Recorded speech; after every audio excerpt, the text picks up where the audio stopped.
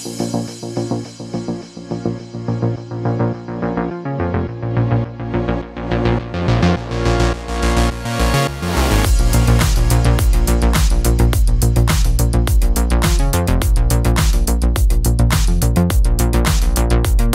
Morning friends, मी Shaunak and welcome to our channel. आज आहे शनिवार आणि आम्ही सगळे निघालेलो आहोत पुण्याला. पण यावेळेला आमची जर्नी डायरेक्ट नाही आहे, तर आम्ही जाणार आहोत पहिले इथून पार्ल्याला, पार्ल्यावरनं मग पुणे. आणि जर जमलं तर आम्ही तुम्हाला एक अशी सोसायटी दाखवणार आहोत जिथे एका खूप प्रसिद्ध फेमस सुपरहिट मूवीचं शूटिंग झालं होतं. तर मग चला आता निघूया. सकाळचे ऑलमोस्ट 7:30 झालेले आहेत आणि ट्रॅफिक वाढायच्या आधी आपल्याला बाहेर पडायचं आहे. अनफॉर्च्युनेटली ट्रॅफिक तर होताच, बट तो ऑपोजिट साईडला होता आणि माझ्या घरापासून ते ऑलमोस्ट कमीत कमी 2 किलोमीटरपर्यंत हा ट्रॅफिक लागलेला होता आणि माझ्या घराच्या पुढे अजून किती असेल याची काही गॅरंटीज नाही. तर फायनली हा ट्रॅफिक सगळा अवॉइड करून आम्ही पोचलो ईस्टर्न एक्सप्रेस हायवेवर आणि स्मूथली आमची जर्नी सुरू झाली ती पार्ल्याच्या दिशेने.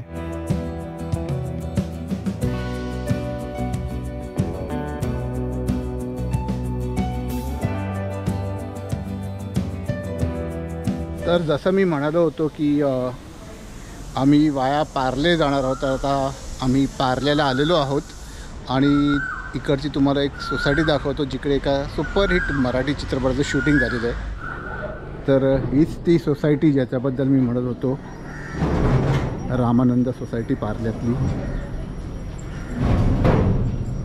आणि याच ठिकाणी झालं होतं शूटिंग. तर तो चित्रपट होता ती सध्या काय करते. तर ही बघा. आणि हे ते मैदान जिकडे ती पोरं सगळी क्रिकेट खेळत असतात. आणि हा तो रोड आहे असा, म्हणजे सोसायटीच्या आतला, जिकडनं सुधीर दळवे यांच्या गाडीची एंट्री होते आणि तो बॉल त्यांच्या गाडीवर बसतो. तर याचं सगळं इथे शूटिंग झालेलं आहे. पार्ल्यातील सगळ्यात जुन्या आणि फेमस सोसायटीजपैकी हे सगळे परांजपेंनी बांधलेल्या, मराठी माणसासाठी कॉमन एक चांगलं घर यावं त्यासाठी. छान. म्हणजे जर तुम्हाला पार्लेश्वर सोसायटी माहिती असेल तर रामानंद, दत्त रामानंद अशा अनेक फेमस सोसायटीज आहेत बघा. जर तुम्ही तो चित्रपट बघितला असेल तर तुम्हाला आठवलं आता ही सगळी सोसायटी. पार्ल्याला थोड्या वेळ थांबून आता निघू पुण्याच्या दिशेने. थोडीशी हेक्टिक जर्नी आहे आजची, कारण ऑलरेडी 11, 11:30 झालेले आहेत. तिथून मग पुढे 3.5-4 तास उन्हाचं ट्रॅव्हलिंग आहे यावेळेला. But let's see, it's fun. हे इकडे वर्षा आहे. So Varsha, finally good bye to Ramanand. तो पूर्ण लहानपण होतं ना इथे, फ्रॉम 1985 तो लग्न होईपर्यंत. वा, ग्रेट. 25 वर्ष. कसं वाटतंय मग आता? Mixed feelings. रडायला येते? नाही. लहानपणी कुठे खेळतात तुम्ही? जरा दाखवा आम्हाला एरिया.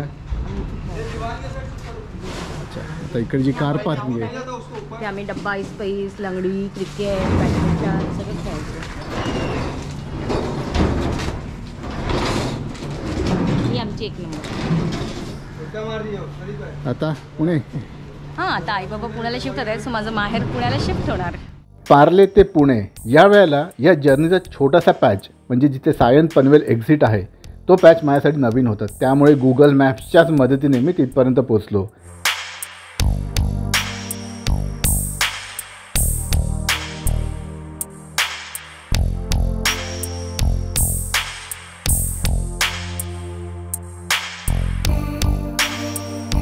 तर जेवणासाठी आम्ही आलेलो आहोत कैलाश सरोवर. Okay,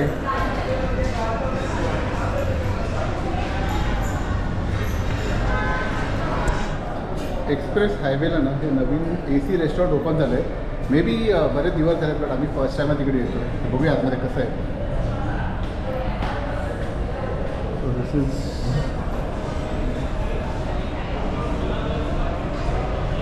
looks good.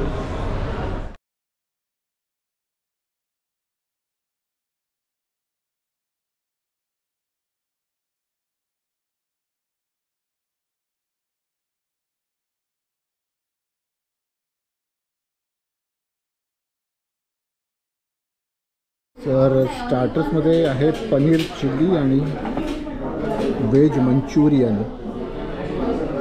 Main course पण आहे, तो पण दाखवूच. तर काय अथर्वचं काय घेतलं आहे? Veg crispy noodles.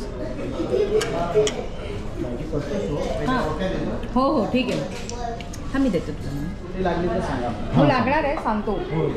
तर आता मेन कोर्ससाठी घेतला आहे रोटी, बटर रोटी आणि इकडे अथर्वचं आहे fried noodles, crispy noodles. Fried crispy noodles. Okay. आणि इकडे आम्ही घेतलेला आहे व्हेज लाजवाब, जी कोफ्ता पॅटर्नमध्ये आहे. ओके, बघूया, खाऊया आणि नंतर सांगू कसा रिव्ह्यू आहे तो. तर इकडे आहे जिरा राईस आणि त्याबरोबर घेतले दाल फ्राय, दाल तडका. दाल तडका. तडका कुठे आहे? तडका तिकडे. दाल तडका लुक्स गुड. गरम गरम अशा वाफा येतात, वाफा.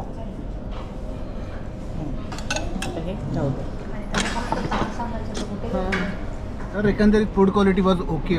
म्हणजे भूक लागली असेल तर तुम्ही नक्की इकडे येऊन जेवू शकता. म्हणजे मला जर स्पेसिफिकली आवडतं तर त्यांची भाजीचा जो मसाला होता ते छान होतं, रोटी छान होती आणि आम्ही पायनॅपल रायता घेतला ते छान होतं आणि असे जिरा राईस दाल फ्राय वगैरे ओके होतं. आणि टोटल त्याचे आमचं साधारणतः बिल ऑलमोस्ट लेस दॅन 3000 झालं.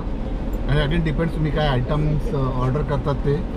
तर कैलास सरोवर म्हणून आहे, तर तिकडे येऊन तुम्ही घेऊ शकतात. AC आहे, त्यामुळे उन्हाळ्यात पब्लिक तिकडे प्रेफर करतं यायला. छान आहे. आता पुढची जर्नी चालू करूया आपण पुढ्यापर्यंत. घाट क्लिअर आहे for the first time. Hope so. Google खरंच दाखवते.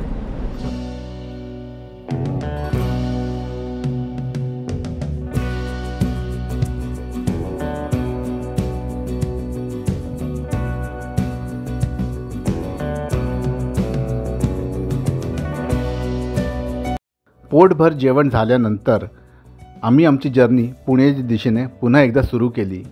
दुपारचं ऊन तर आम्हाला व्यवस्थित जाणवत होतं. बट इकडचा आसपासचा परिसर बघत बघत आणि गप्पा मारत मारत आम्ही कधी एकदा मुंबई पुणे एक्सप्रेस हायवेच्या एंडला येऊन पोचलो ते कळलंच नाही.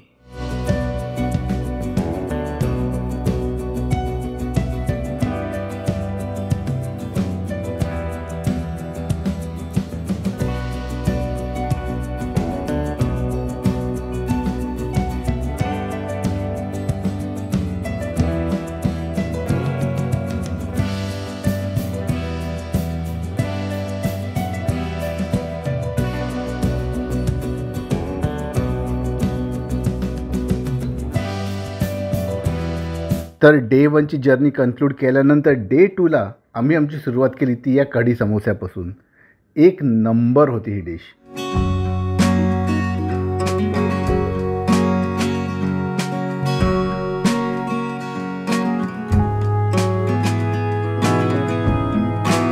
डे 2ला आमची काही पर्सनल कामं होती ती आम्ही कंप्लीट केली. आम्हाला काही रिलेटिव्सना भेटायचं होतं, त्यांनाही जाऊन भेटलो.